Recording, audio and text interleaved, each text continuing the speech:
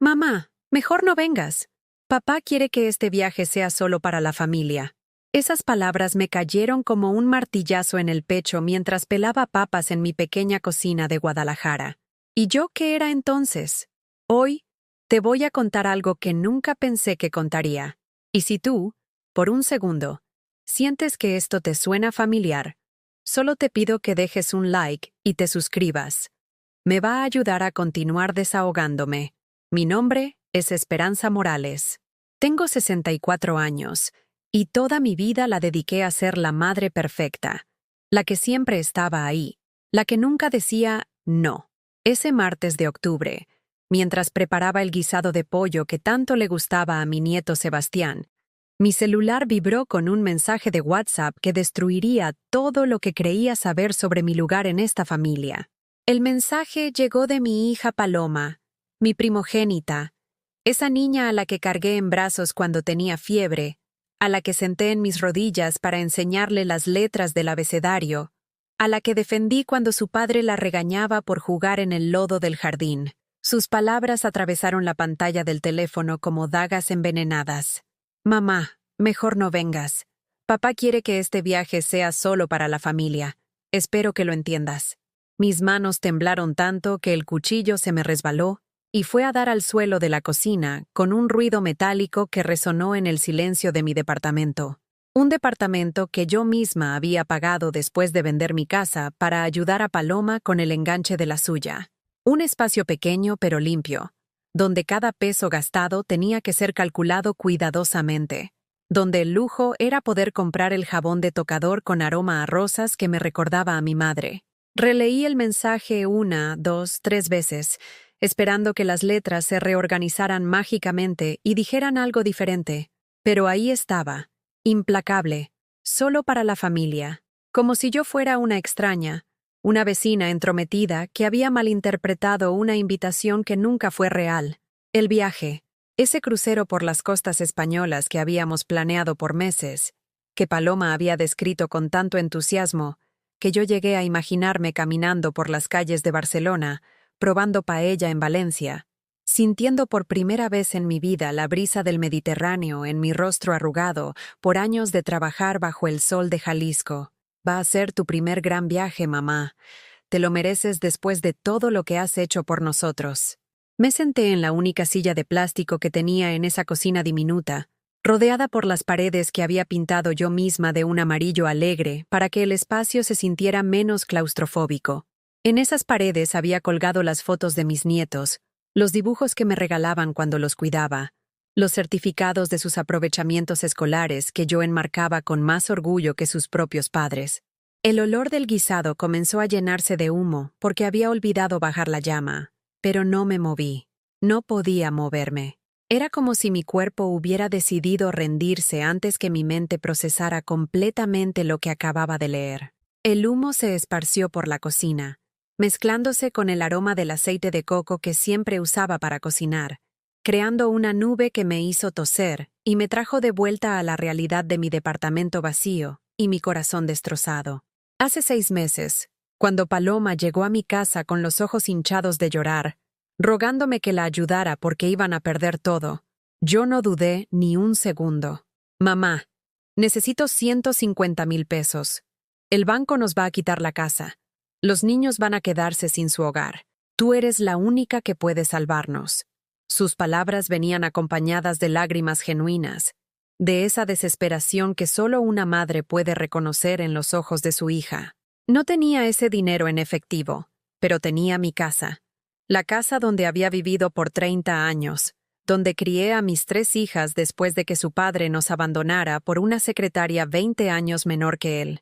Esa casa de 3 recámaras en una colonia tranquila de Tlaquepaque, con su pequeño jardín donde cultivaba jitomates y cilantro, donde las bugambilias trepaban por las paredes creando un manto morado que mis vecinas siempre admiraban cuando pasaban camino al mercado.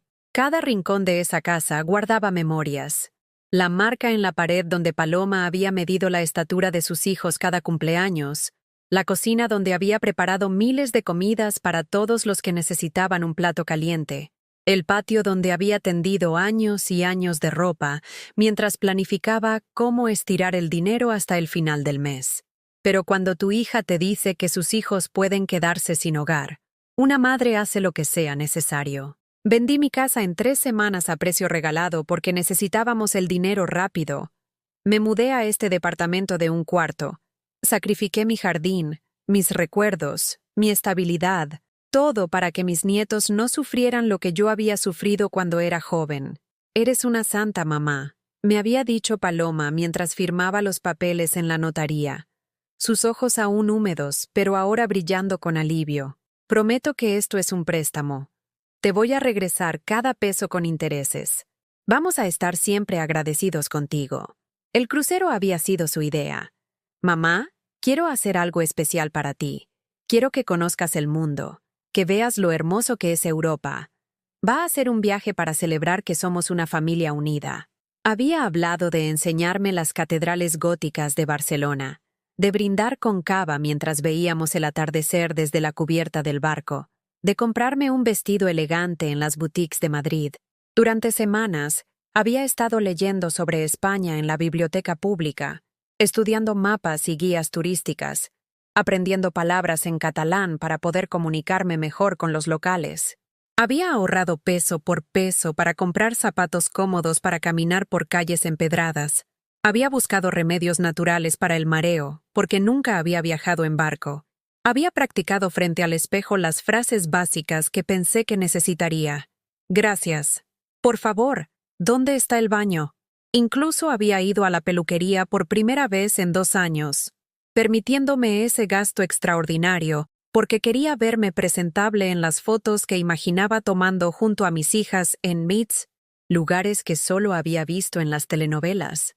La estilista había comentado lo bonito que se veía mi cabello cuando se lo arreglaba a alguien profesional, y por un momento me había sentido como esas señoras elegantes que veía en las plazas del centro, las que parecían tener vidas llenas de pequeños lujos que yo había olvidado que podían existir.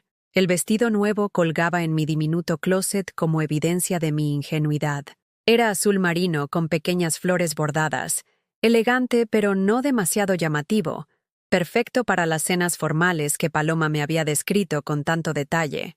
En los cruceros hay noches de gala, mamá. Vas a necesitar algo especial. Lo había comprado en una tienda del centro donde la dependienta había sido tan amable, ayudándome a elegir la talla correcta y asegurándome que me veía muy distinguida. Cuando me lo probé frente al espejo de 3 caras que revelaba ángulos de mí misma que no había visto en años. Ahora ese vestido se había convertido en el símbolo de mi estupidez, de mi disposición infinita a creer que mis sacrificios serían correspondidos con amor genuino, en lugar de ser explotados, hasta que ya no quedara nada más que extraer de mi lealtad incondicional. El teléfono vibró de nuevo. Otro mensaje de Paloma, esta vez con una foto del aeropuerto donde esperaban su vuelo. Ahí estaban.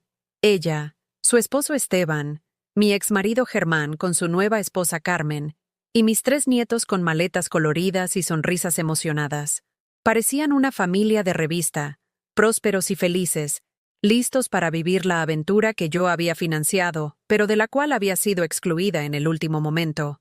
La foto incluía un texto que me terminó de destrozar. Ya vamos rumbo a España. Gracias a todos los que hicieron esto posible. La familia unida jamás será vencida. La familia unida.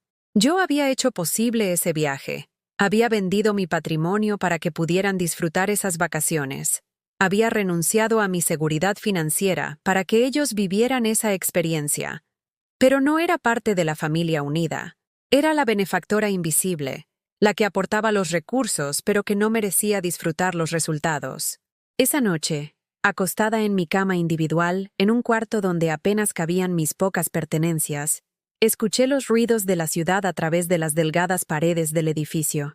Coches pasando por la avenida, música de alguna fiesta en el edificio de al lado, el llanto de un bebé que no podía dormir. Todos esos sonidos de vida continuando mientras yo yacía inmóvil, tratando de entender cómo había llegado a convertirme en una extraña para las personas que más amaba en el mundo. Mi celular siguió vibrando durante la noche con fotos del viaje. Cenas elegantes en el restaurante del barco, excursiones por puertos mediterráneos, selfies en playas donde el agua era tan azul como yo había imaginado. Cada imagen era una puñalada que me recordaba mi exclusión, mi condición de financiera, pero no de invitada a la felicidad que yo misma había comprado. Y entonces, en la madrugada, llegó el mensaje que cambiaría todo. El mensaje que llegó esa madrugada no era de Paloma. Era de mi hija menor, Sandra, escribiendo desde Madrid, donde trabajaba como enfermera. Mamá, acabo de ver las fotos del crucero en Instagram. ¿Por qué no fuiste? Paloma me dijo que tú decidiste no ir porque te daba miedo volar. Miedo a volar. Esa fue la versión que mi propia hija había inventado para justificar mi ausencia ante el resto de la familia. Una mentira tan elaborada, tan cruel, que me hizo entender la profundidad del desprecio con el que me trataban. No solo me habían excluido, habían creado una narrativa donde yo era la cobarde, la que había elegido quedarse en casa por mis propios miedos irracionales. Le marqué a Sandra inmediatamente, sin importar que fueran las 3 de la madrugada en España. Necesitaba que alguien, aunque fuera una sola persona en esta familia, conociera la verdad de lo que había pasado. Sandra, mija, no es cierto lo que te dijo Paloma. Le dije con la voz quebrada por el llanto que había estado conteniendo durante horas. Yo pagué ese viaje completo. Vendí mi casa para salvarla de ella, y después de todo eso, me dejaron fuera diciendo que no era familia. El silencio del otro lado de la línea se extendió tanto que pensé que la llamada se había cortado. Cuando Sandra finalmente habló, su voz sonaba diferente, más fría, como si estuviera midiendo cada palabra. Mamá, ¿estás segura de que no estás exagerando? Paloma no haría algo así. Debe haber sido un malentendido. Un malentendido. Mi propia hija menor, la que había estudiado enfermería gracias al dinero que yo le envié mes tras mes trabajando como empleada doméstica en 3 casas diferentes, ahora dudaba de mi palabra para defender a su hermana mayor. Sandra, tengo todas las transferencias bancarias. Tengo los comprobantes de la venta de mi casa. Tengo las conversaciones donde Paloma me rogaba que la ayudara porque ustedes eran lo único importante en mi vida. Ay, mamá. Pero tú siempre has sido muy dramática con estas cosas. Seguro hay una explicación. Y además, ¿no crees que quizás Paloma tenía razón? ¿No sería incómodo para ti estar en un crucero con papá y Carmen? Tú sabes que nunca te llevaste bien con ella. Dramática. La misma palabra que había usado el esposo de Paloma cuando le cerró la puerta en la cara la semana anterior. Era como si hubieran ensayado el guión. Como si hubieran decidido en una reunión familiar que esa sería la manera oficial de describir mi dolor. Exageración, drama, incapacidad de entender las realidades complejas de las situaciones familiares. Colgué el teléfono sin despedirme. Por primera vez en mi vida, le colgué a una de mis hijas. Mis manos temblaban mientras dejaba el aparato sobre la mesa de plástico que había comprado en un tianguis cuando me mudé a este departamento. Una mesa que se tambaleaba porque una de las patas estaba más corta que las otras, pero que era lo único que podía costear después de haber entregado todos mis ahorros a una hija que ahora me trataba como si fuera una carga emocional. La madrugada se volvió eterna. Me quedé despierta mirando las fotos que tenía guardadas en mi teléfono, recorriendo con el dedo la pantalla como si pudiera tocar los rostros de mis nietos. Como si pudiera regresar a los momentos cuando todavía creía que todo mi sacrificio tenía sentido. Ahí estaba la foto del bautizo de Sebastián, donde yo aparecía cargando a mi nieto recién nacido mientras Paloma se recuperaba de la cesárea. Había sido yo quien se quedó en el hospital 3 noches seguidas, durmiendo en una silla incómoda, cambiando pañales y alimentando al bebé para que Paloma pudiera descansar. No sé qué haríamos sin ti, mamá, me había dicho entonces, apretando mi mano con gratitud que parecía tan sincera. Otra foto del primer día de clases de mi nieta Lucía, donde yo aparecía peinándole las trenzas porque Paloma tenía una reunión importante esa mañana y no podía faltar al trabajo. Había sido yo quien acompañó a la niña a la escuela, quien se quedó esperando afuera hasta que saliera para asegurarme de que su primer día hubiera ido bien, quien la llevó a comer helado para celebrar que ya era una niña grande. Y la foto más dolorosa de todas, el cumpleaños número 50 de Paloma, donde aparecíamos abrazadas en el jardín de la casa que yo había ayudado a salvar. Yo llevaba puesto mi vestido de domingo, el mismo que había usado para todas las ocasiones especiales durante los últimos 10 años, porque era el único lo suficientemente elegante para eventos familiares. Paloma tenía una sonrisa radiante, rodeada por la mesa llena de comida que yo había preparado desde las 5 de la mañana, decorada con globos que yo había inflado uno por uno porque contratar a alguien para que lo hiciera hubiera sido un gasto innecesario. «Te amo, mamá», había dicho ese día frente a todos los invitados. «Eres la mujer más fuerte que conozco. No sé cómo le haces para siempre estar ahí para todos nosotros. Estar ahí». Esas eran las palabras clave que definían mi existencia. Siempre estar disponible, siempre lista para resolver problemas, siempre dispuesta a anteponer las necesidades de otros a las mías propias. Durante 40 años había perfeccionado el arte de desaparecer para que otros brillaran, de trabajar en silencio para que otros disfrutaran los resultados. Recordé la época cuando mis hijas eran pequeñas y yo trabajaba limpiando oficinas durante la noche para poder cuidarlas durante el día. Llegaba a casa a las 6 de la mañana, oliendo a productos de limpieza y con las manos agrietadas por los químicos, pero siempre con una sonrisa para prepararles el desayuno antes de que se fueran a la escuela. Nunca quise que sintieran que éramos pobres, que éramos diferentes de las familias donde el papá llegaba a casa cada tarde y la mamá no tenía que trabajar 3 empleos para mantener la casa funcionando. Les compraba los útiles escolares más bonitos que podía costear, aunque eso significara que yo comiera frijoles con tortilla durante una semana para estirar el presupuesto. Las llevaba al cine una vez al mes como si fuéramos una familia normal, aunque gastara en esas salidas el dinero que había ahorrado para arreglar las goteras del techo.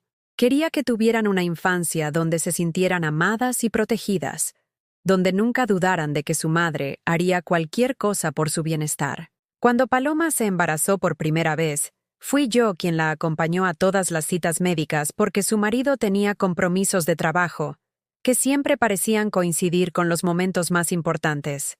Fui yo quien se mudó a su casa durante las últimas 2 semanas del embarazo para ayudarla con las tareas domésticas, quien se quedó despierta las primeras noches cuando el bebé lloraba, quien le enseñó a cambiar pañales y a preparar fórmula cuando la lactancia no resultó como había esperado. «Eres la mejor abuela del mundo», me decía Sebastián cada vez que lo cuidaba, sus ojitos brillando con el amor puro que solo los niños pequeños pueden expresar sin reservas. Yo era quien le leía cuentos antes de dormir, quien le enseñó a amarrarse los zapatos, quien lo consolaba cuando tenía pesadillas. Era yo quien siempre tenía dulces en la bolsa para cuando se portaba bien, quien recordaba sus comidas favoritas y se las preparaba cada vez que venía a visitarme. Pero todo ese amor, toda esa historia compartida, aparentemente no había sido suficiente para ganarme un lugar en el barco que yo misma había pagado. Mis años de sacrificio, mis noches sin dormir cuidando nietos enfermos, mis domingos enteros preparando comidas familiares mientras otros descansaban. Nada de eso había creado el tipo de vínculo que mereciera respeto o consideración cuando llegó el momento de tomar decisiones importantes. El amanecer llegó lentamente a través de la única ventana de mi departamento, trayendo consigo los sonidos familiares del barrio que despertaba, el silbato del gasero anunciando su llegada, el ruido de los camiones de basura recogiendo los desperdicios de la semana, las voces de los niños caminando hacia la escuela acompañados por madres que probablemente nunca tendrían que cuestionarse su valor dentro de sus propias familias. Me levanté de la cama con el cuerpo adolorido por una noche de insomnio y el alma cargada con una tristeza tan profunda que parecía haberse instalado permanentemente en mi pecho. El espejo del baño me devolvió la imagen de una mujer de 64 años, que había envejecido décadas en una sola noche, con ojeras oscuras y arrugas que parecían haberse profundizado durante las horas que había pasado llorando en silencio. Mientras preparaba mi café con la cafetera de aluminio que había rescatado de mi casa antes de venderla, intenté encontrarle sentido a lo que había pasado. ¿En qué momento había dejado de ser una madre querida para convertirme en una obligación molesta?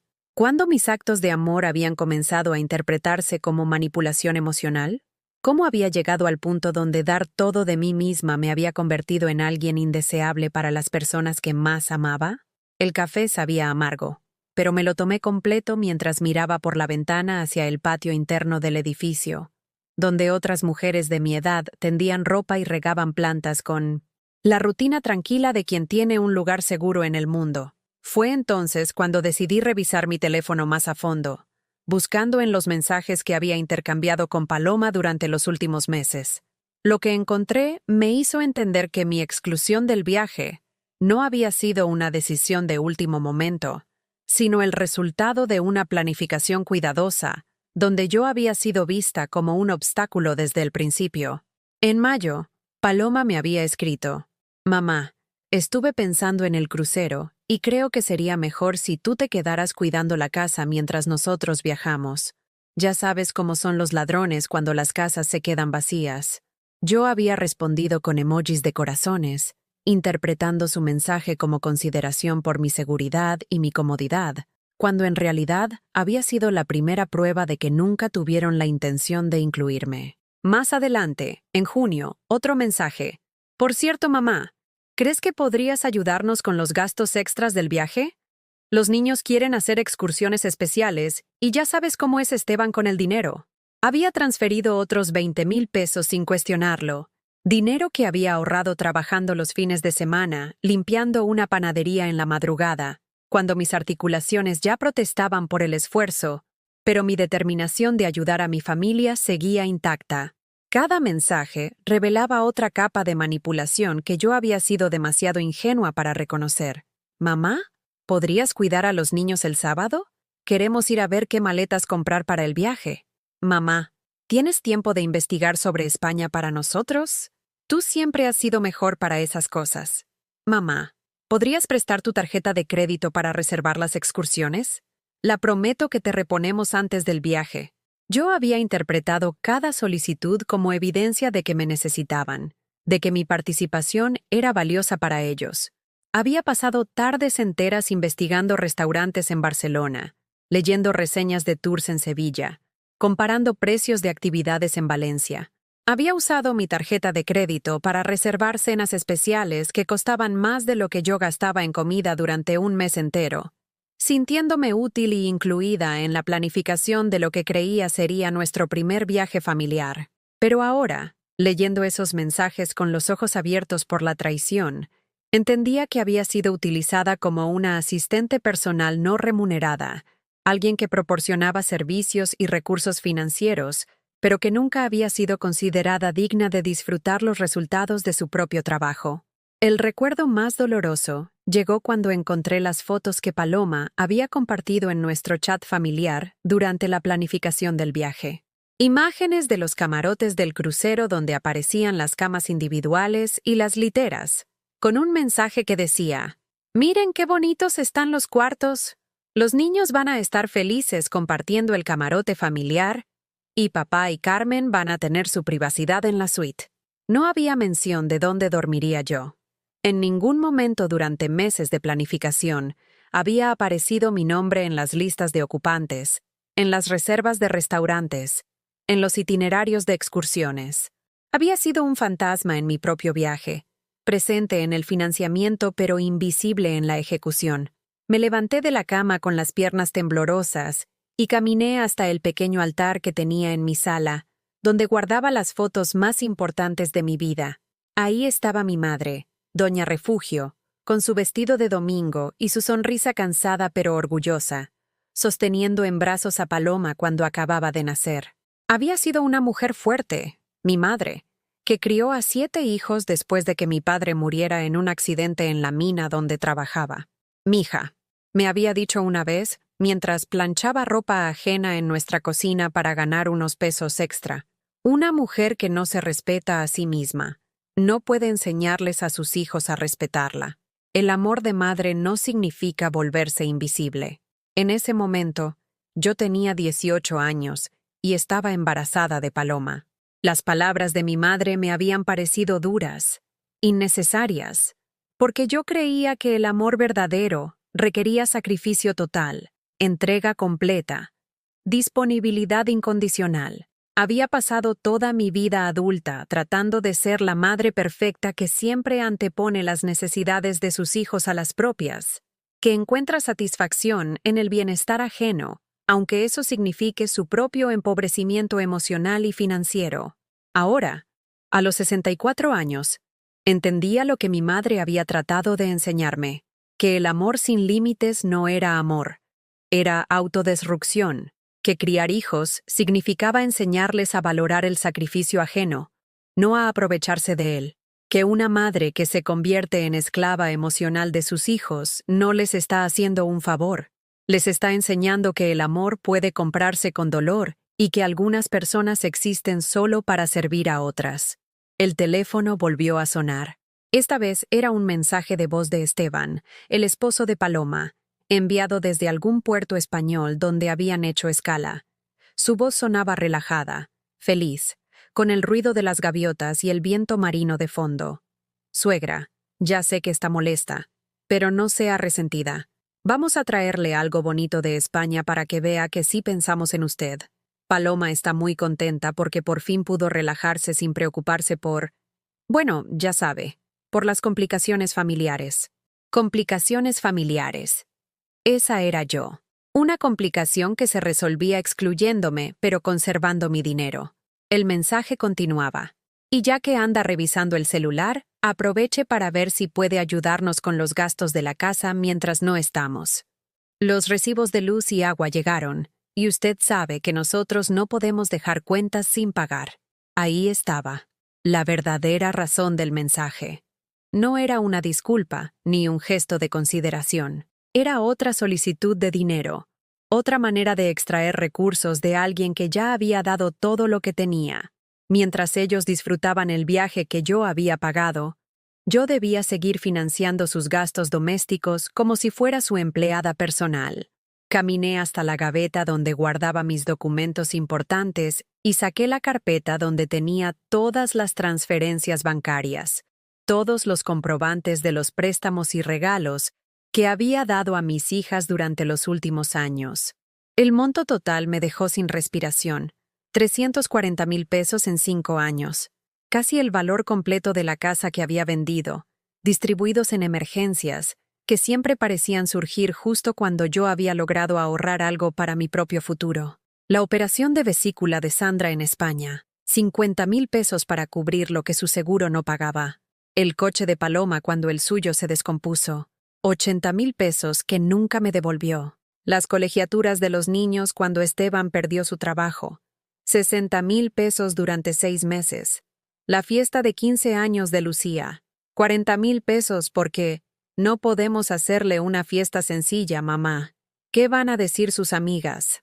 Cada gasto había venido acompañado de promesas de devolución, de agradecimientos efusivos, de aseguramientos de que era solo un préstamo temporal hasta que las cosas mejoraran.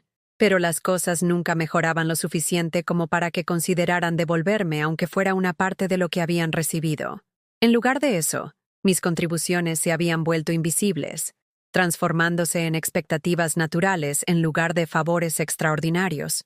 Cuando yo no podía ayudar inmediatamente, recibía mensajes como, «Mamá, pensé que podíamos contar contigo», o «No entiendo por qué de repente te volviste tan egoísta con el dinero». Egoísta, la palabra que usaban para describir cualquier momento en que yo priorizaba mis propias necesidades básicas sobre sus deseos adicionales. Egoísta cuando dije que no podía prestarles dinero para renovar la sala porque necesitaba arreglar mi refrigerador descompuesto. Egoísta cuando les pedí que me devolvieran aunque fuera una parte del dinero antes de hacer otro préstamo. Egoísta cuando sugerí que quizás Esteban podía buscar un trabajo de medio tiempo mientras encontraba algo mejor en lugar de depender completamente de mis ahorros. La manipulación había sido tan gradual, tan sutil, que yo no me había dado cuenta de cómo había sido entrenada para sentir culpa cada vez que consideraba mis propias necesidades. Había aprendido a anticipar sus problemas y ofrecer soluciones antes de que me las pidieran, a interpretar cualquier dificultad financiera como una emergencia familiar que requería mi intervención inmediata. Cuando Sandra tuvo problemas con su visa de trabajo en España, fui yo quien contactó a un abogado de inmigración en Madrid y pagué sus honorarios sin que ella me lo pidiera. Cuando Paloma quiso inscribir a los niños en una escuela privada mejor, fui yo quien investigué las opciones y aparté el dinero para las inscripciones antes de que me explicara por qué la educación pública ya no era suficiente para mis nietos. Había llegado al punto donde mi valor como madre se medía exclusivamente por mi capacidad de resolver problemas financieros. Las conversaciones telefónicas siempre comenzaban con preguntas sobre mi salud y mi bienestar, pero inevitablemente derivaban hacia alguna necesidad económica que solo yo podía satisfacer. ¿Cómo has estado, mamá? Te ves un poco cansada. A propósito, ¿te acuerdas de que mencionaste que podrías ayudarnos con...? El patrón era tan predecible que había comenzado a preparar las transferencias bancarias antes de que terminaran de explicarme para qué necesitaban el dinero. Había desarrollado una especie de radar maternal que detectaba las solicitudes económicas disfrazadas de conversación casual, una habilidad que me hacía sentir útil, pero que ahora reconocía como evidencia de que había sido reducida a una función en lugar de ser valorada como una persona. Esa mañana, sentada en mi pequeña cocina con el café frío entre las manos, tomé una decisión que cambiaría todo. Iba a llamar al banco y revisar todas las cuentas donde tenía dinero de Paloma como autorizada. Lo que descubrí esa mañana en el banco me quitó el aliento para siempre. La ejecutiva, una mujer joven con lentes y una sonrisa profesional, revisó mi cuenta con la eficiencia de alguien acostumbrada a entregar noticias financieras desagradables. Señora Morales, veo que usted autorizó varias transferencias importantes durante los últimos meses. ¿Está al tanto de todos estos movimientos? Mi corazón se detuvo cuando vi la pantalla de su computadora. Durante las 3 semanas que habían estado de viaje, Paloma había vaciado mi cuenta de ahorros completamente. No solo había tomado el dinero que yo tenía destinado para mis propios gastos, sino que había usado mi tarjeta de crédito para hacer compras en boutiques de Madrid y restaurantes de Barcelona por un total de 60,000 pesos adicionales.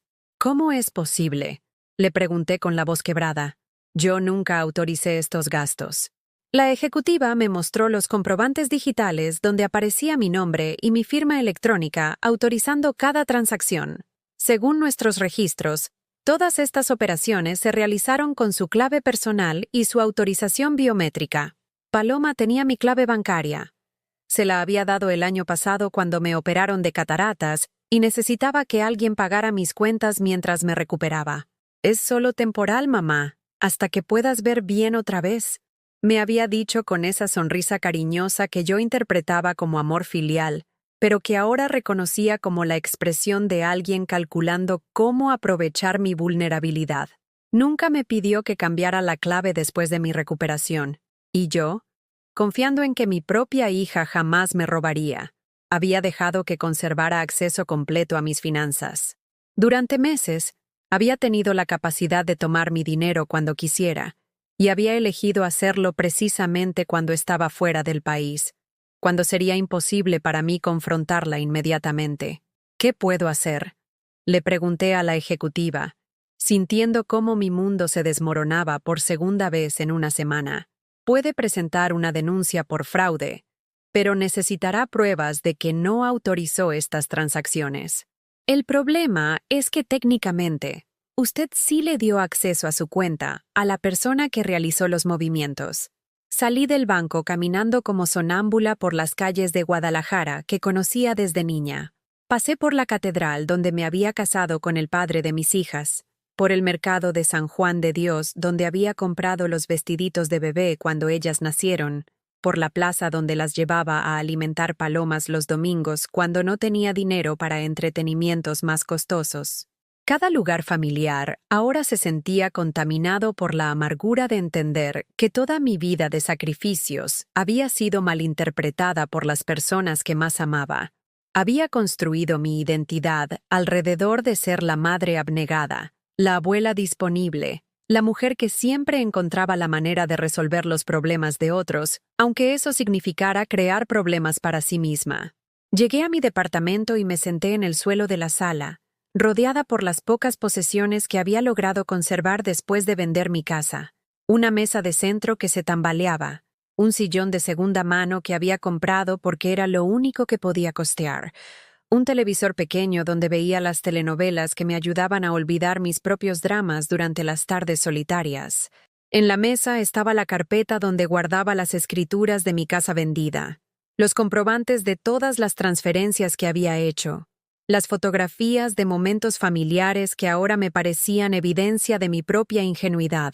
Había una foto particularmente dolorosa, la cena de Navidad del año pasado, donde aparecíamos todos reunidos en el comedor de Paloma, sonriendo alrededor de una mesa llena de comida que yo había preparado desde las 5 de la mañana. En esa foto, yo estaba sirviendo el bacalao que tanto trabajo me había costado conseguir, usando el delantal que Lucía me había regalado el Día de las Madres con un bordado que decía, «La mejor abuela del mundo».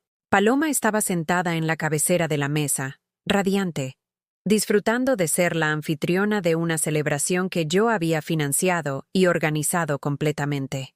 «Mamá, eres increíble», había dicho ese día frente a toda la familia extendida. «No sé cómo le haces para siempre tener todo perfecto. Eres como una máquina de hacer milagros. Una máquina». Esas habían sido sus palabras exactas, y yo las había interpretado como un cumplido cuando en realidad habían sido una descripción literal de cómo me veían. Un dispositivo útil que producía recursos y servicios a demanda, pero que no tenía necesidades propias que merecieran consideración. El teléfono volvió a sonar. Era Sandra desde Madrid, y por primera vez en días decidí no contestar. Dejé que sonara hasta que se cortó, y luego vi que había dejado un mensaje de voz. Su voz sonaba ansiosa, preocupada, pero no por mi bienestar. «Mamá, Paloma me contó que andas muy rara, que fuiste al banco a hacer problemas. No te pongas difícil, ¿sí? Sabes que ella tiene mucho estrés con los niños y el trabajo. Y también, ya que estás molesta, ¿podrías revisar si llegó mi paquete de Amazon a tu departamento? Es que necesito que me lo reenvíes acá a España». Incluso en su intento de reconciliación, Sandra encontraba la manera de pedirme un favor. Incluso cuando me consolaba por haber sido robada y excluida, aprovechaba para solicitar mis servicios como intermediaria para sus compras online. Era como si la capacidad de pedir ayuda estuviera tan integrada en su manera de relacionarse conmigo que ni siquiera se daba cuenta de que lo estaba haciendo. Esa tarde caminé hasta la iglesia de San José, donde había bautizado a mis 3 hijas, y donde había rezado durante años para que Dios me diera fuerzas para ser una buena madre.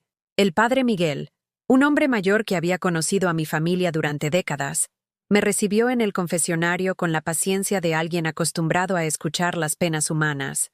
«Padre, creo que arruiné a mis hijas», le dije entre lágrimas que había estado conteniendo todo el día. «Las amé tanto que las convertí en personas que no saben amar de regreso». El padre Miguel se quedó callado por un largo momento antes de responder. «Esperanza, el amor verdadero incluye límites. Una madre que no enseña respeto no está amando, está dañando. ¿Tus hijas saben agradecer? No, padre. Todo lo que hago lo ven como obligación mía. ¿Saben valorar el sacrificio? No. Lo ven como algo natural, como si yo existiera para servirlas. ¿Te buscan para conversar? ¿Para conocer cómo estás? ¿O solo cuando necesitan algo?» La pregunta me pegó como una bofetada de realidad. ¿Cuándo había sido la última vez que una de mis hijas me había llamado solo para saber cómo estaba, sin tener una solicitud económica o un favor que pedirme? ¿Cuándo había sido la última vez que habían preguntado por mis sueños, mis miedos, mis esperanzas, en lugar de asumir que mi felicidad dependía exclusivamente de resolver sus problemas? «Esperanza», continuó el padre Miguel con voz gentil pero firme. «Dios nos enseña que hasta Él pone límites al amor. Si tú no pones límites, no estás amando. Estás permitiendo que te destruyan». Salí de la iglesia con una claridad dolorosa pero necesaria. Por primera vez en mi vida adulta, entendí que mi generosidad sin límites había creado hijos que veían mi amor como un recurso inagotable, en lugar de como un regalo precioso que debía ser valorado y correspondido. Esa noche, sentada en mi cama individual, tomé mi teléfono y escribí un mensaje que nunca pensé que enviaría. Era para Paloma, para Sandra y para toda la familia que había compartido las fotos del crucero, como si mi exclusión fuera algo natural y justificado. Hijas mías, después de mucho reflexionar, he decidido que necesito tiempo para mí. A partir de mañana, voy a suspender toda ayuda financiera hasta que podamos tener una conversación honesta sobre lo que significa ser una familia. Los amo, pero me amo también. Mi dedo tembló sobre el botón de envío durante varios minutos. Enviar ese mensaje significaba enfrentar su furia, sus acusaciones, su capacidad de hacerme sentir culpable por poner límites a mi disponibilidad incondicional. Pero también significaba recuperar algo de la dignidad que había perdido en el proceso de amarlas más de lo que me amaba a mí misma. Presioné el botón de envío y sentí como si hubiera saltado de un acantilado. El mensaje se entregó inmediatamente a los 3 números: Paloma, Sandra y el chat familiar, donde también estaban los nietos mayores. Por primera vez en mi vida, había puesto mis necesidades antes que las de ellos, y el terror que sentí fue más intenso que cualquier miedo físico que hubiera experimentado. No tuve que esperar mucho para ver las reacciones. A los 10 minutos, mi teléfono comenzó a sonar como loco. Primero fue Paloma, llamando desde Barcelona. No contesté. Luego Sandra desde Madrid. Tampoco contesté. Después Esteban, el esposo de Paloma, con un tono de voz que nunca había usado conmigo antes. Decidí contestar su llamada porque me pareció importante escuchar lo que tenían que decir cuando pensaban que ya no podían manipularme con lágrimas y súplicas. «Esperanza, ¿qué te pasa?», me gritó Esteban sin siquiera saludar. «¿Te volviste loca? ¿Cómo se te ocurre mandar un mensaje así justo cuando estamos de viaje?» «Esteban, gastaron todo mi dinero sin permiso. Tomaron hasta lo que tenía para mis medicinas. Eso no es verdad. Paloma tiene acceso a esa cuenta porque tú se lo diste. Todo lo que gastamos fue con tu autorización. Yo nunca autoricé que vaciaran mi cuenta mientras estaban de vacaciones. Mira, vieja, no te hagas la víctima. Tú siempre has querido controlar todo con el dinero. Que porque yo pagué esto, que porque yo ayudé con lo otro. Ya nos cansamos de tus manipulaciones». La palabra manipulaciones me golpeó como un puño en el estómago. Él estaba invirtiendo completamente la narrativa, convirtiendo mis años de generosidad en actos de control, transformando mi sacrificio en chantaje emocional. Era una reescritura tan completa de la realidad que por un momento dudé de mi propia percepción de los eventos. «Esteban, yo nunca he usado mi ayuda para controlar a nadie». «Ah, ¿no? ¿Y qué es esto entonces? En cuanto no te saliste con la tuya del viaje, ahora quieres castigarnos cortando el dinero. Eres igual que todas las suegras tóxicas». Colgó antes de que pudiera responder. La palabra tóxica se quedó resonando en mi cabeza como una campana que no podía parar de sonar. En una sola conversación, había pasado de ser la madre sacrificada a ser la suegra manipuladora y tóxica. Mis años de entrega habían sido reinterpretados como estrategias de control. Mis límites recién establecidos se habían convertido en castigos injustos. 5 minutos después, llegó un mensaje de voz de Paloma, y su tono era completamente diferente al que había usado Esteban. Estaba llorando, con esa voz quebrada que sabía que siempre me desarmaba. «Mamá, no puedo creer que nos hagas esto. Estoy aquí tratando de disfrutar el primer viaje de mi vida, intentando relajarme después de años de estrés. Y tú me mandas un mensaje tan cruel. ¿Sabes lo que sentí cuando lo leí? Sentí que mi propia madre me estaba abandonando. La manipulación era perfecta. Me estaba haciendo responsable de arruinar sus vacaciones, convirtiendo mi establecimiento de límites en una forma de abandono emocional. Estaba usando las palabras exactas que sabía que me dolían más. Abandono, crueldad, falta de amor maternal. El mensaje continuaba. Y además, mamá, no entiendo de qué dinero hablas. Nosotros no te hemos robado nada. Tú nos diste acceso a esa cuenta. Tú nos dijiste que podíamos usarla para emergencias. Y nosotros tuvimos gastos extras en el viaje que no habíamos planeado. Pensamos que ibas a entender. Gastos extras. 60,000 pesos en boutiques y restaurantes de lujo eran gastos extras para emergencias. Vaciar completamente la cuenta de ahorros de una mujer de 64 años era algo que esperaban que yo entendiera. Los niños están muy tristes, mamá. Sebastián me preguntó por qué la abuela está enojada con nosotros. Lucía dice que ya no la quieres porque no fuiste al viaje. ¿Qué les digo? ¿Que su abuela decidió castigarlos porque tuvo un berrinche? Ahí estaba. La carta final que siempre jugaban cuando querían que me rindiera. Los nietos. Usar el amor que yo sentía por esos niños como arma contra mí. Hacer que me sintiera responsable de su confusión y tristeza cuando yo no era quien había creado esta situación. El teléfono siguió sonando durante horas. Llamadas de números que no reconocía. Mensajes de familiares lejanos que nunca me contactaban excepto para pedirme favores. Voces de gente que de repente tenía opiniones muy fuertes sobre mi comportamiento irracional. La tía Carmen, hermana de mi ex esposo, me dejó un mensaje particularmente venenoso. Esperanza. Siempre supe que eras una mujer resentida, pero nunca pensé que llegarías tan lejos. Germán me contó lo del viaje, y francamente, creo que hicieron bien en no llevarte. ¿Quién querría vacacionar con alguien tan amargada? Mi prima Leticia, que vivía en Monterrey y a quien no había visto en años, también se sintió obligada a opinar. Esperancita, ¿qué te pasó? Todo Guadalajara está comentando que te volviste loca y que le cortaste el dinero a tus hijas por puro coraje. Así no se hace, prima. Una madre perdona todo. El rumor se había extendido con la velocidad que solo los chismes familiares pueden alcanzar. La versión que circulaba era que yo había tenido un ataque de celos porque no me invitaron al viaje, y que mi reacción había sido cortar el dinero como castigo, en lugar de hablar las cosas como adultos. Nadie mencionaba que yo había pagado el viaje completo. Nadie hablaba de que habían vaciado mi cuenta sin permiso. Nadie cuestionaba por qué una hija excluiría a su madre de unas vacaciones que la madre había financiado.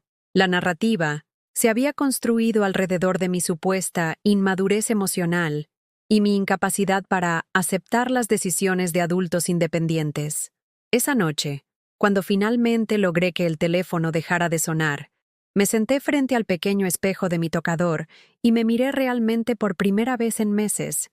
Vi a una mujer de 64 años que había gastado tanto tiempo cuidando a otros que había olvidado cuidarse a sí misma.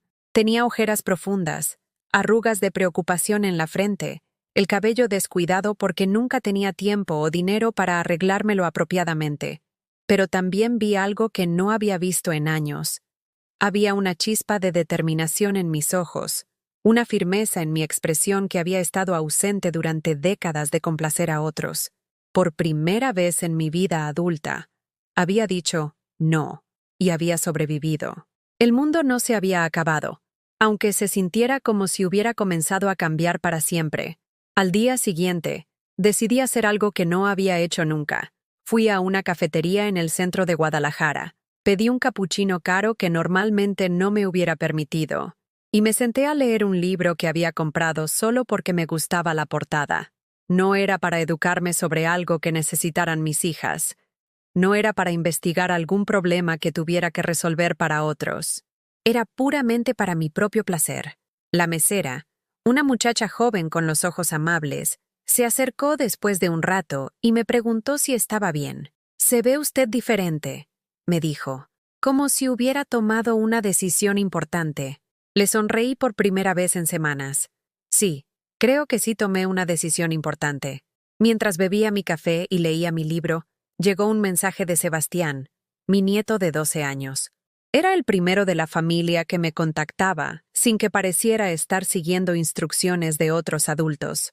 «Abuela, no entiendo por qué todos están peleando. Yo solo sé que te extraño mucho y que el viaje no se siente igual sin ti. Mamá dice que estás enojada, pero yo creo que tú tienes derecho a estar enojada si te lastimaron. Te amo mucho. ¿Podemos hablar cuando regrese?» Por primera vez en días, lloré de felicidad en lugar de llorar de dolor. Al menos una persona en mi familia había hecho la pregunta correcta. No era, ¿cómo hago para que la abuela vuelva a darnos dinero?, sino, ¿por qué está lastimada mi abuela y cómo puedo ayudarla? Le respondí inmediatamente, mi amor, claro que podemos hablar cuando regreses. Los amo a todos, pero a veces los adultos tenemos que tomar decisiones difíciles para proteger nuestro corazón. Tú no tienes que entender todo ahora, pero quiero que sepas que nada de esto es culpa tuya. Sí, esa tarde, caminando de regreso a mi departamento con el libro bajo el brazo y el sabor del capuchino aún en mi boca, me di cuenta de que por primera vez en décadas me sentía como una persona completa en lugar de sentirme como una función. 3 días después de haber enviado ese mensaje, tomé la decisión más radical de mi vida. Cambié todas mis claves bancarias y cancelé las tarjetas de crédito que Paloma podía usar. Había llegado el momento de proteger lo poco que me quedaba, no solo de mi dinero, sino de mi dignidad. La ejecutiva del banco, la misma que me había mostrado el vaciado de mi cuenta, me ayudó a crear nuevas cuentas completamente privadas. Señora Morales, me dijo mientras llenábamos los papeles, veo esto más seguido de lo que imagina. Hijos adultos que vacían las cuentas de sus padres pensando que es su derecho. Usted está haciendo lo correcto. Por primera vez en semanas, alguien me confirmó que no estaba loca, que mis reacciones eran normales y justificadas. Había comenzado a dudar de mi propia percepción después de que toda mi familia me dijera que estaba exagerando, que era dramática, que estaba siendo injusta con niños que solo querían disfrutar unas vacaciones. Esa tarde, mientras organizaba mis nuevos documentos bancarios, recibí una videollamada de Paloma. Esta vez decidí contestar. Quería ver su cara cuando le dijera que sus accesos a mi dinero habían terminado para siempre. Su rostro apareció en la pantalla con el fondo de una playa española, bronceada, con un collar nuevo que probablemente había costado más de lo que yo gastaba en comida durante un mes. Tenía puesto un vestido blanco que no reconocí. Seguramente otra de sus compras con mi tarjeta de crédito. ¿Mamá? Por fin contestas, me dijo con esa voz que pretendía sonar herida, pero que yo ahora podía identificar como calculadamente manipuladora. Estuve 3 días sin dormir por tu mensaje. Los niños han estado preguntando si ya no los quieres. Paloma, cancelé todas las tarjetas y cambié las claves de las cuentas. Su expresión cambió instantáneamente. La máscara de hija preocupada se cayó y apareció la cara que yo nunca había visto dirigida hacia mí. Fría, furiosa, calculadora. ¿Qué hiciste qué? Lo que debí haber hecho hace años. Proteger mi dinero de alguien que lo toma sin permiso. Mamá, estamos en España. ¿Cómo vamos a pagar los gastos del hotel? ¿Cómo vamos a regresar a México? Con el dinero que tengan ustedes, con los ahorros de Esteban, con un préstamo si es necesario, como hace la gente normal cuando viaja. No tenemos dinero propio.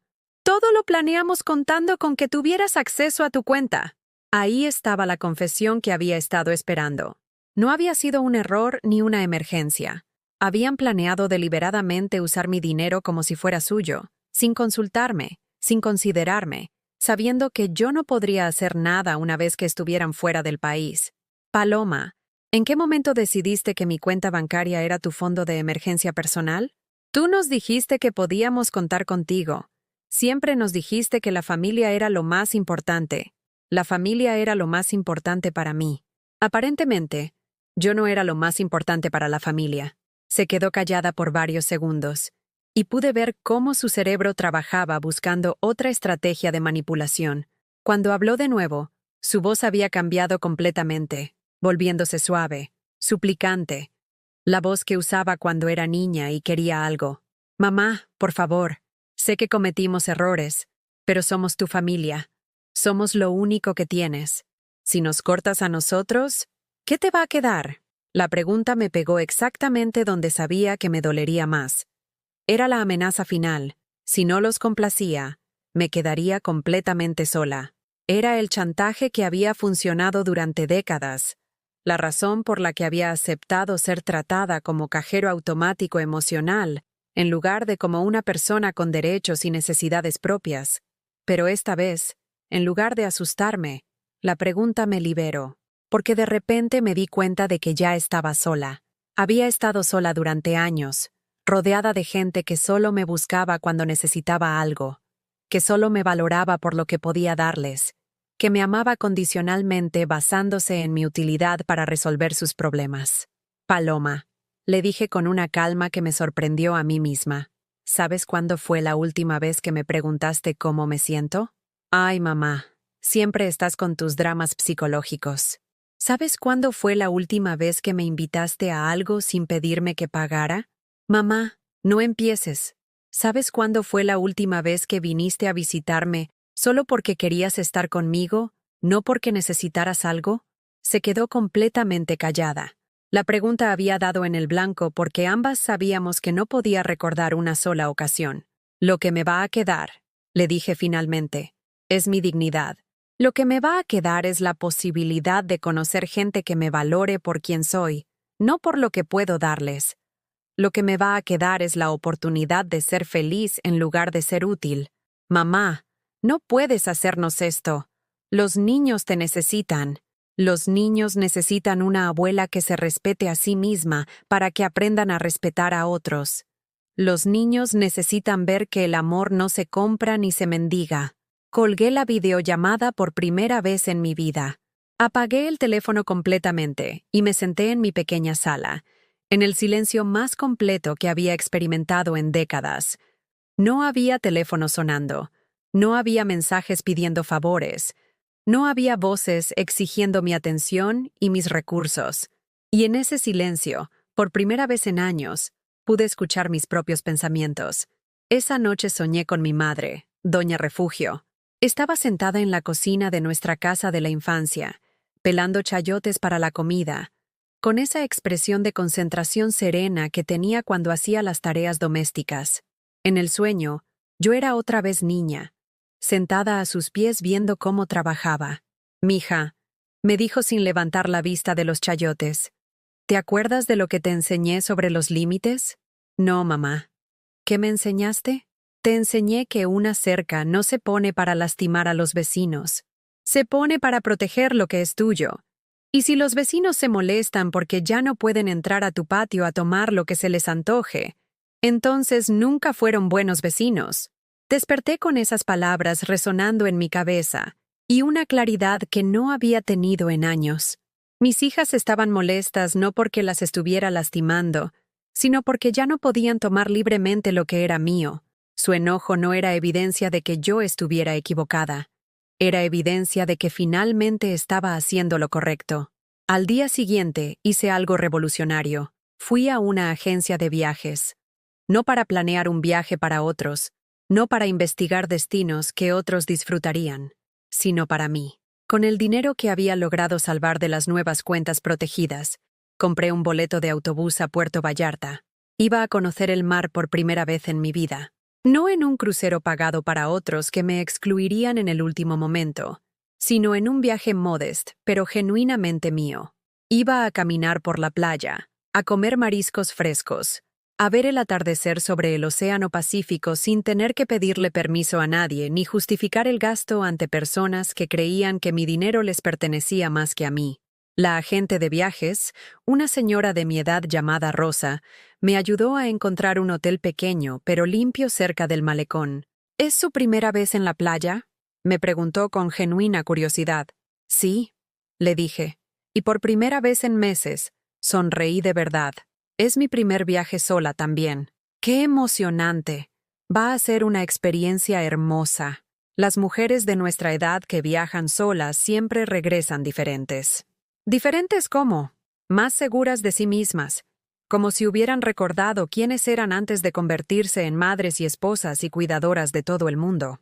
Esa noche empaqué una maleta pequeña con ropa que había comprado para mí, no para impresionar a nadie más. Un vestido de algodón que me gustaba porque era cómodo, sandalias que había elegido porque me parecían bonitas, un sombrero que me protegería del sol mientras caminaba por la arena. Por primera vez en 64 años, me iba de viaje sin tener que cuidar a nadie, sin tener que preocuparme por los gastos de otros, sin tener que justificar cada peso que gastara en mi propia felicidad. El viaje en autobús a Puerto Vallarta fue una revelación. Por primera vez en décadas, me senté junto a una ventana sin tener que preocuparme por nadie más, viendo pasar el paisaje de Jalisco que conocía desde niña, pero que nunca había tenido tiempo de contemplar realmente. Montañas, campos de agave, pueblitos que dormitaban bajo el sol de la tarde, Todo se veía diferente cuando lo miraba sin prisa, sin la urgencia constante de llegar rápido a casa para resolver el próximo problema familiar. La mujer sentada a mi lado era enfermera jubilada de Guadalajara, viajando sola también para visitar a una amiga en Vallarta. ¿Sabe qué? Me dijo después de conversar durante una hora. Usted tiene una energía diferente, como si hubiera tomado una decisión importante hace poco. Sí, le respondí, sorprendiéndome de lo fácil que era hablar de mi situación con una extraña. Decidí que ya era hora de cuidarme a mí misma. ¡Ay, qué bueno! Yo tuve que aprender eso también cuando mis hijos se casaron. Es increíble cómo una se olvida de que también es persona, ¿verdad? Cuando llegué a Puerto Vallarta, el olor del mar me golpeó como una bendición. Nunca había olido algo así. Sal, viento, libertad mezclados en una brisa que me revolvió el cabello y me hizo sentir más viva de lo que me había sentido en años.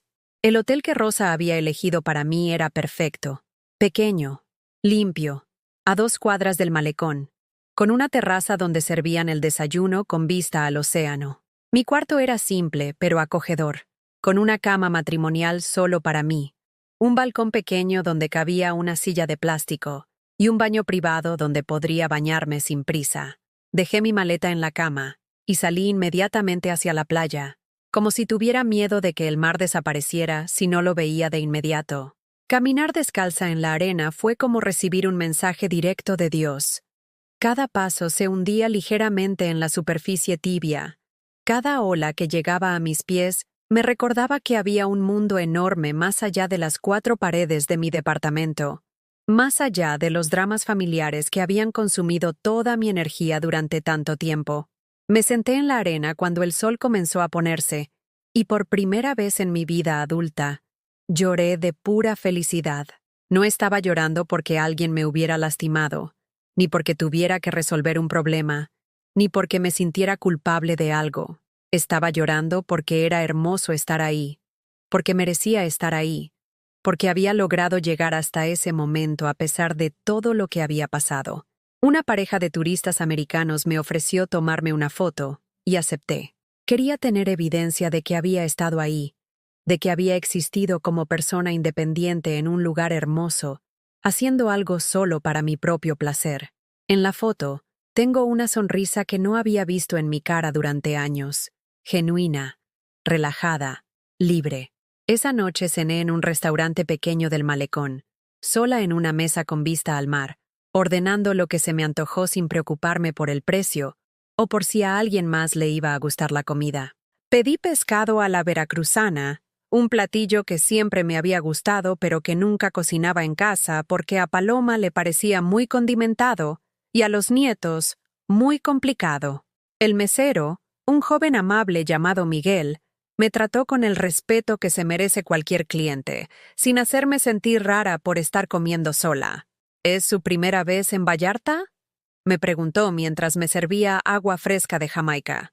Sí, y mi primera vez viendo el mar. ¡Qué bonito! Va a ver que Vallarta enamora. Muchas personas vienen por primera vez y regresan cada año. Durante la cena, mi teléfono vibró varias veces, pero lo dejé en modo silencioso dentro de mi bolsa. No iba a permitir que las crisis familiares me arruinaran esta experiencia. Por primera vez en mi vida, había algo más importante que estar disponible inmediatamente para resolver los problemas de otros. Después de cenar, caminé por el malecón viendo las esculturas, escuchando la música que salía de los bares, observando a las familias que paseaban tranquilamente disfrutando la noche tibia. Me detuve frente a la escultura del caballito de mar y recordé todas las veces que había visto imágenes de Puerto Vallarta en telenovelas y revistas, imaginando cómo sería caminar por esos mismos lugares que ahora tenía bajo mis pies. Al regresar al hotel, finalmente revisé mi teléfono. Tenía 17 llamadas perdidas y 22 mensajes de texto. La mayoría eran de Paloma, pero también había mensajes de Sandra, de Esteban, e incluso de algunos familiares que raramente me contactaban. Los mensajes habían evolucionado a lo largo del día, empezando con súplicas desesperadas y terminando con amenazas veladas. Paloma había escrito: «Mamá, estamos varados en Madrid sin dinero para los vuelos de regreso. Si no nos ayudas, vamos a tener que pedir prestado y van a ser intereses altísimos. ¿Eso es lo que quieres? ¿Endeudarnos por tu berrinche? Más tarde. Los niños están llorando porque no entienden por qué su abuela los está castigando. Sebastián pregunta qué hizo mal. ¿Cómo le explico que su abuela decidió ser egoísta de repente? Y finalmente, mamá, si no contestas en las próximas horas, voy a asumir que has decidido cortar completamente con tu familia. Espero que puedas vivir con esa decisión el resto de tu vida. Sandra había enviado mensajes similares desde Madrid. Mamá, ¿qué te pasa? Paloma me contó que los dejaste sin dinero en España. ¿Te parece justo hacer sufrir a los niños por tus problemas con los adultos?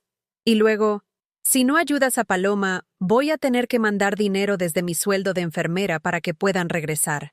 ¿Sabes lo difícil que está la situación aquí? ¿Sabes cuánto gano en euros?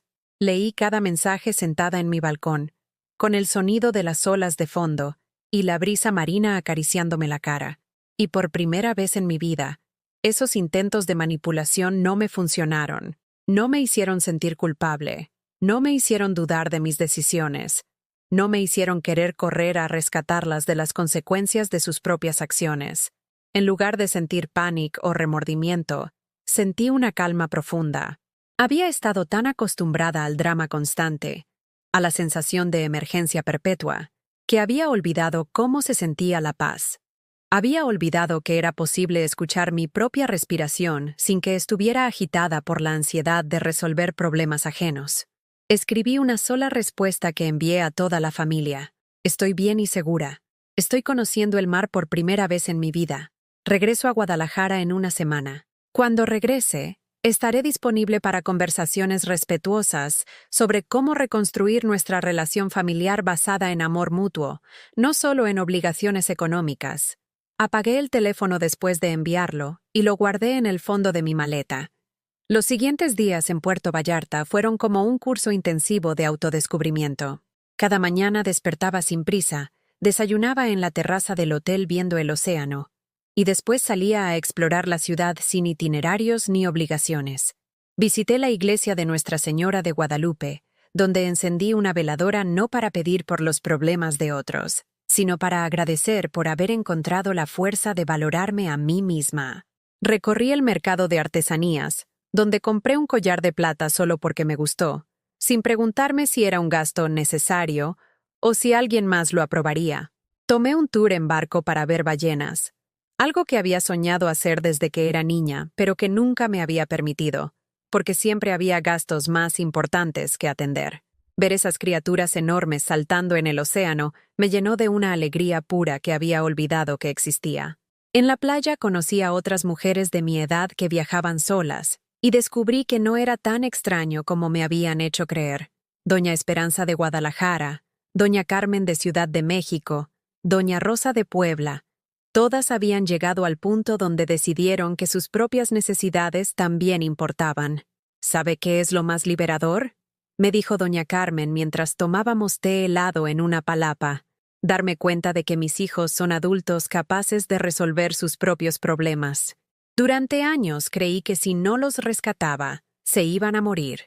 Resulta que cuando dejé de rescatarlos, aprendieron a nadar. Una tarde, mientras caminaba por la playa, me encontré con un grupo de mujeres haciendo yoga al atardecer.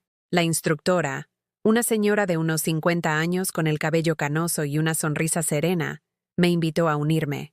Es gratis, me dijo. Solo necesita ganas de respirar profundo. Nunca había hecho yoga en mi vida, pero algo en su invitación me hizo decir que sí.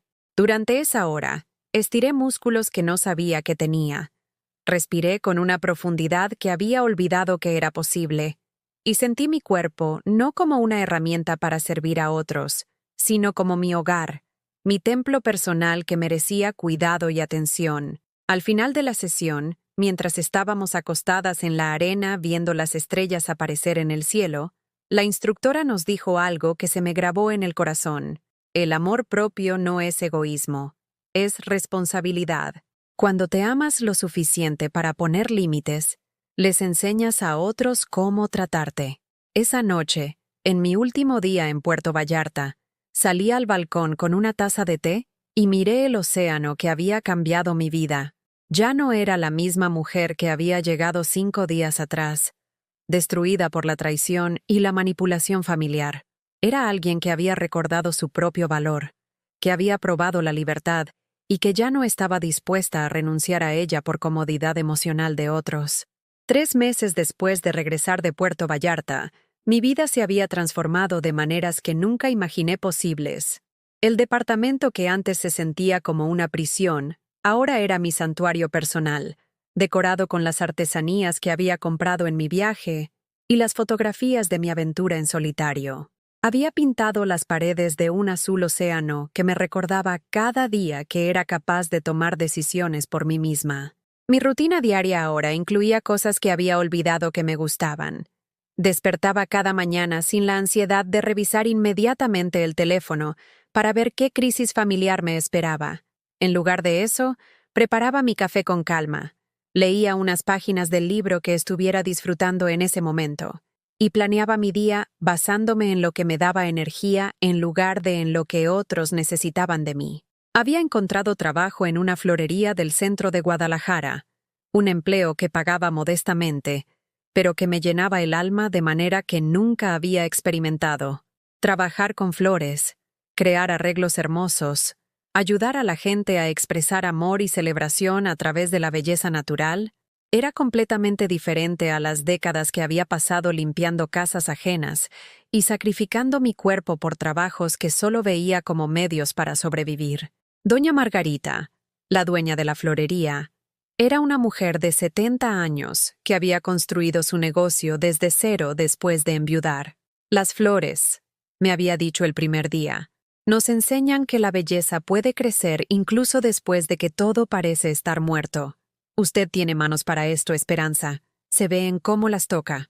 Por las tardes, había comenzado a tomar clases de pintura en un centro comunitario cerca de mi casa. Nunca había tenido tiempo ni dinero para hobbies, pero ahora que mis recursos no se fugaban constantemente hacia las emergencias familiares, podía permitirme estos pequeños lujos que alimentaban mi espíritu. La primera vez que mezclé colores en una paleta y vi cómo el azul y el amarillo se convertían en verde bajo mi pincel, sentí una alegría tan pura que me hizo llorar. Era la alegría de crear algo hermoso solo por el placer de crearlo, sin tener que justificar el tiempo o el gasto ante nadie. Mis compañeras de clase eran mujeres de diferentes edades que, como yo, habían decidido que nunca era demasiado tarde para descubrir talentos enterrados bajo años de obligaciones familiares. Pintábamos paisajes, retratos, naturalezas muertas, y cada lienzo se convertía en una pequeña declaración de independencia. Durante esos 3 meses, mi familia había pasado por diferentes etapas en su relación conmigo. Al principio, cuando regresaron de España, habían tratado de restablecer el patrón anterior con súplicas y manipulaciones más intensas. Paloma había aparecido en mi departamento llorando, con los niños como escudos emocionales, esperando que verlos me hiciera colapsar y regresar a mi papel de salvadora financiera. Pero algo fundamental había cambiado en mí. Podía ver sus lágrimas, podía escuchar sus súplicas, podía sentir el dolor genuino que existía junto con la manipulación calculada, y aún así, mantener mis límites. El amor que sentía por ellos no había desaparecido, pero ya no estaba dispuesta a demostrar ese amor destruyéndome a mí misma. Los amo, le había dicho a Paloma durante esa visita. Los voy a amar siempre, pero amarlos ya no incluye permitir que me traten como si fuera un objeto en lugar de una persona.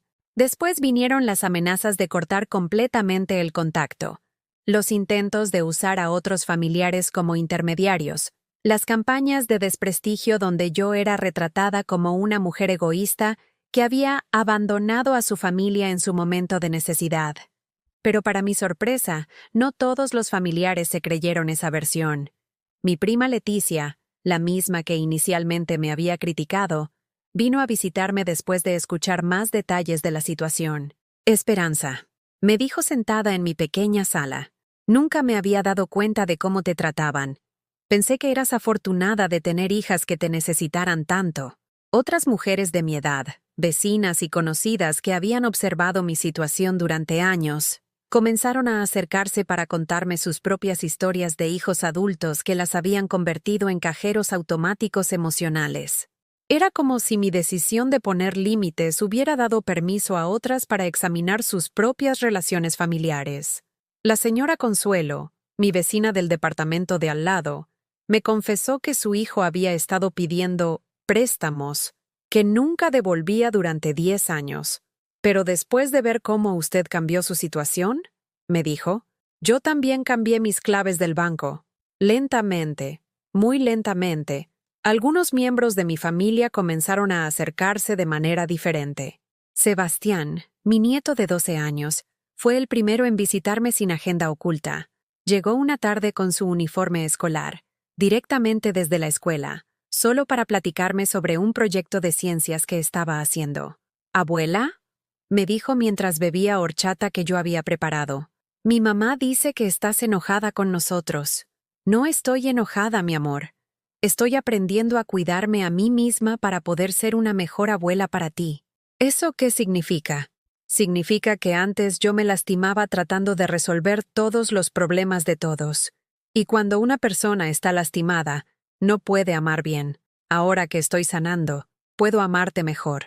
Su visita se convirtió en rutina semanal. Llegaba los miércoles después de la escuela, hacía su tarea en mi mesa mientras yo preparaba la merienda y conversábamos sobre sus clases, sus amigos, sus sueños. Era la primera relación en mi familia que se basaba en disfrutar mutuamente la compañía del otro, sin transacciones económicas ni favores de por medio. Sandra, mi hija menor, fue la segunda en cambiar su approach. Después de meses de mensajes alternando entre súplicas y reproches, finalmente me escribió desde Madrid. Mamá, he estado reflexionando sobre lo que pasó. Creo que nunca te agradecí realmente por todo lo que hiciste por nosotras. ¿Podemos hablar? Tuvimos una videollamada larga y difícil, donde por primera vez una de mis hijas me preguntó cómo me había sentido durante todos esos años de dar sin recibir. Lloró cuando le conté sobre las noches que había pasado despierta, preocupándome por sus problemas, sobre los trabajos extra que había tomado para poder ayudarlas, sobre la soledad que había sentido siendo útil para todos, pero valorada por nadie. Mamá, me dijo con la voz quebrada, nunca pensé que te sentías así. Siempre parecías tan fuerte, tan dispuesta a ayudar, que creí que eso te hacía feliz. Me hacía sentir necesaria, le respondí. Pero necesaria no es lo mismo que querida. Sandra comenzó a mandarme dinero mensualmente, pequeñas cantidades desde su sueldo de enfermera, con notas que decían, para que te compres algo bonito, o para que vayas al cine. No eran cantidades grandes, pero representaban algo que nunca había recibido antes. Reconocimiento de que yo también tenía necesidades y deseos que merecían ser atendidos. Paloma fue la más resistente al cambio. Durante meses, siguió intentando recrear la dinámica anterior, apareciendo con crisis que requerían mi intervención inmediata, usando a los nietos como moneda de cambio emocional, alternando entre súplicas desesperadas y silencios castigadores. Pero yo había aprendido algo fundamental en Puerto Vallarta. Su enojo no era mi responsabilidad. Su incapacidad para resolver sus propios problemas no era mi obligación de corregir.